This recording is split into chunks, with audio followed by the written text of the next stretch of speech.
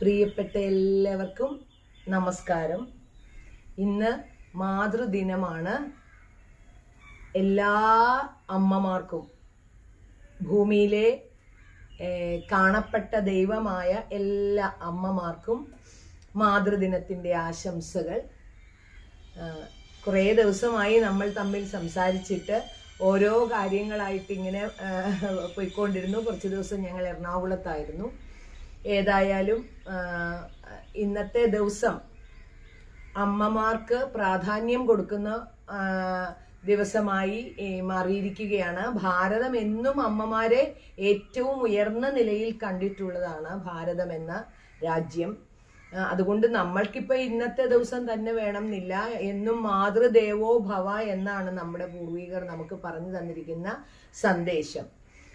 അമ്മമാർ അനുഭവിച്ചിട്ടുള്ള ത്യാഗങ്ങളും ക്ലേശങ്ങളുമൊക്കെ മഹാനായ ശ്രീ ശങ്കരാചാര്യ സ്വാമികൾ മാതൃപഞ്ചകത്തിലൂടെ നമുക്ക് പറഞ്ഞു തന്നിട്ടുണ്ട്.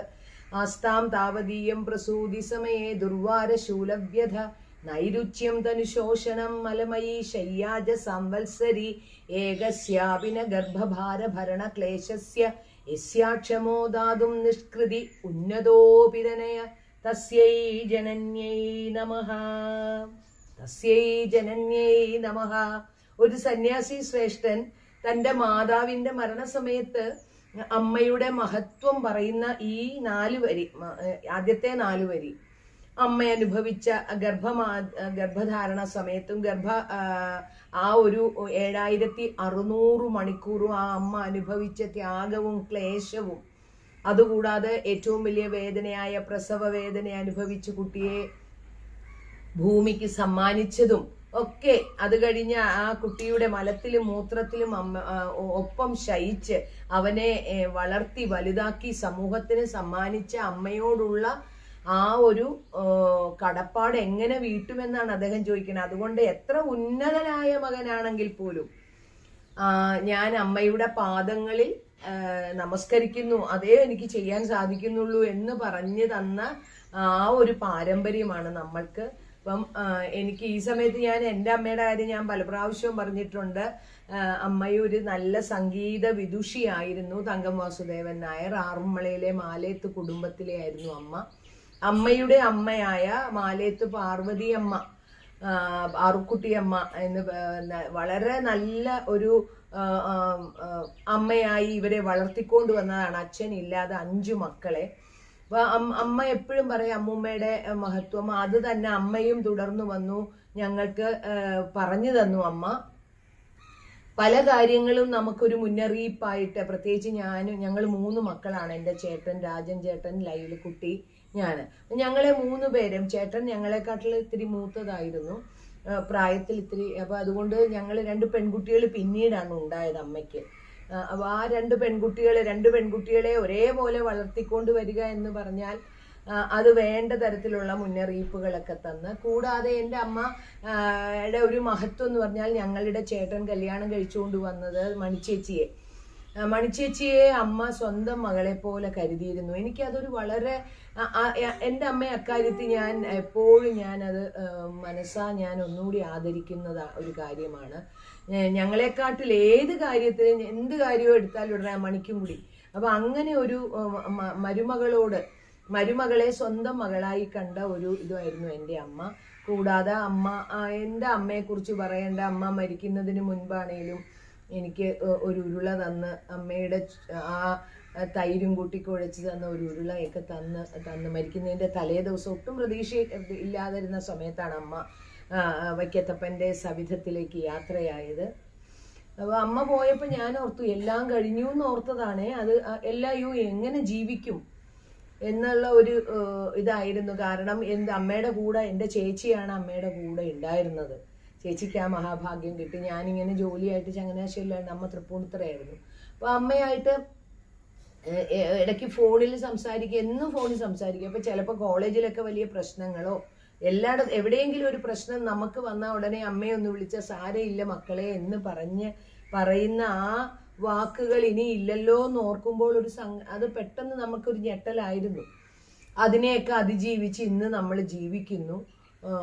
ഇങ്ങനെ 2007 അമ്മ മരിച്ചത്. ഓഗസ്റ്റ് 3 അമ്മ മരിക്കുന്നത്. അപ്പൊ അങ്ങനെ അമ്മയെ ഇപ്പൊ സ്വന്തം പ്രാണൻ പകുത്ത് നൽകിയ അമ്മമാർക്ക് വേണ്ടിയുള്ള ഈ ദിവസം ആചരിക്കുന്നത് നമ്മളും ആചരിക്കുന്നു. എല്ലാ അമ്മമാർക്കും നന്മ വരുത്തട്ടെ, നന്മ ഉണ്ടാവട്ടെ, മക്കൾക്ക് വേണ്ടിയുള്ള പ്രാർത്ഥന തുടരട്ടെ. ഇന്നത്തെ പല അമ്മമാരും മക്കളെ, നമ്മളിപ്പോൾ പത്രത്തിൽ കൂടി വരുന്ന വാർത്തകൾ നമുക്ക് ഒത്തിരി ആശങ്കയുളവാക്കുന്നതാണ്. എങ്ങനെ ഒരു കുട്ടിയെ ഗർഭം ധരിച്ചിട്ട് ഒരു പ്രസവം എങ്ങനെയാണ്. കഴിഞ്ഞ 2 ആഴ്ച ഞാൻ പ്രത്യേകിച്ച് എറണാകുളത്തായിരുന്നു. അപ്പോൾ അവിടെ നടന്ന 2 സംഭവങ്ങളും, ഒരു കുഞ്ഞിന്റെ ജീവൻ ഇല്ലാതായി, ഒരു കുഞ്ഞ് ഏതായാലും രക്ഷപ്പെട്ടു. ഇതൊക്കെ എങ്ങനെ സാധിക്കുന്നു ഭഗവാനെ? ഇത് കലിയുഗത്തിൽ ഇങ്ങനെയൊക്കെ ഉണ്ടാവുമോ എന്ന് ഞാൻ ചിന്തിക്കുന്നുണ്ട്. ഒരു കുഞ്ഞിനും ഒരു സ്നേഹശൂന്യത അനുഭവപ്പെടാതെ അവർക്ക് ഈ ഭൂമിയിൽ ജീവിക്കാനുള്ള അവകാശം നമ്മൾ നിഷേധിക്കരുത് എന്ന് എനിക്ക് പറയാനുള്ളൂ. കഴിയുന്നത്ര നമ്മൾക്ക് കുഞ്ഞുങ്ങളെ നമ്മൾക്കറിയാവുന്ന എല്ലായിടത്തും പോയി നമുക്ക് സഹായിക്കുവാൻ സാധിക്കുകയില്ല. അവിടെയൊക്കെ നമുക്ക് പ്രാർത്ഥിക്കാം.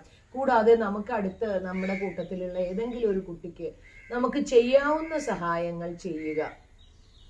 പ്രത്യേകിച്ച് ഇപ്പൊ സ്കൂളൊക്കെ തുറക്കുവാൻ പോവുകയാണ്. അപ്പൊ ഏതെങ്കിലുമൊക്കെ തരത്തിൽ അവർക്ക്, പല കുട്ടികൾക്കും ബാഗ്, ബുക്ക്, ചെരുപ്പ് ഒന്നും ഇല്ലാത്ത കുഞ്ഞുങ്ങളുണ്ട്, നിവൃത്തിയില്ലാതെ. അപ്പൊ അങ്ങനെയുള്ള ആരെയെങ്കിലും കണ്ട് എൻ്റെ പ്രിയപ്പെട്ടവർ അത് ചെയ്യുമെന്ന് എനിക്ക് വിശ്വാസമുണ്ട്. എൻ്റെ അമ്മയ്ക്ക് ഏറ്റവും ഇഷ്ടമുള്ള ഒരു പാട്ടാണ് ഇന്ന് ഞാൻ പാടുന്നത്.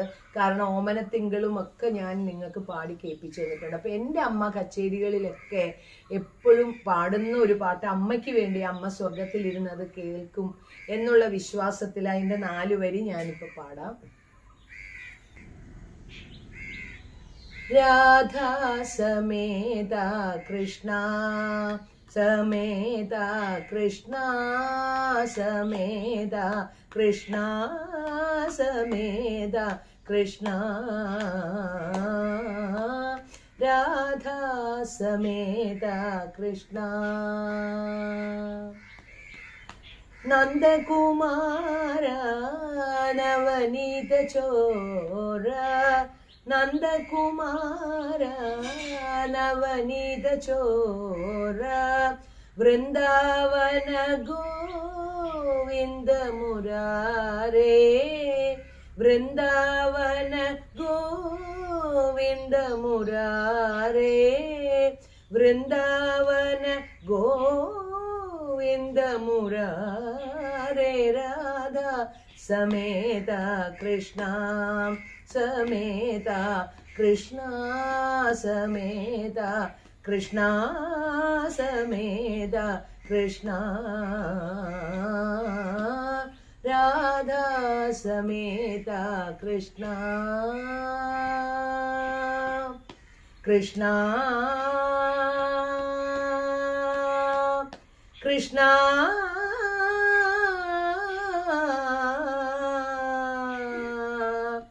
കൃഷ്ണ കൃഷ്ണ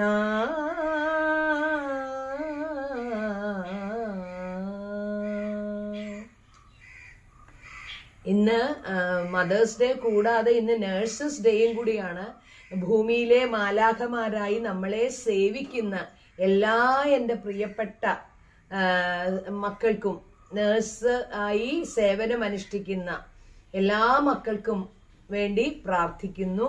ഇനിയും അടുത്ത വീഡിയോയിൽ നമ്മൾ തമ്മിൽ കേൾക്കുന്നത് വരെ പ്രാർത്ഥനകളോടെ വിട പറയുന്നു.